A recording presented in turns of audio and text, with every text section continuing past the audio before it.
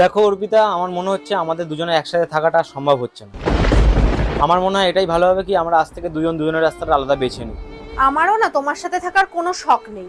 ঠিক আছে, তাহলে তোমার কি কি জিনিস আছে সেগুলো তুমি আলাদা করে নিয়ে নাও, আর আমার কি কি জিনিস আছে সেগুলো তুমি আমাকে আলাদা করে দিয়ে দাও।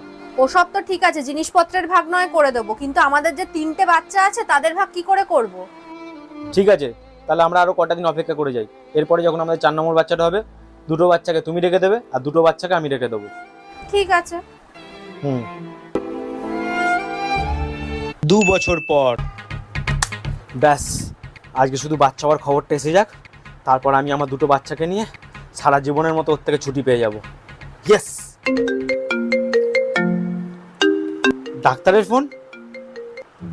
হ্যাঁ ডাক্তারবাবু বলুন। কংগ্রাচুলেশন, আপনি আবার বাবা হয়েছেন। Thank you.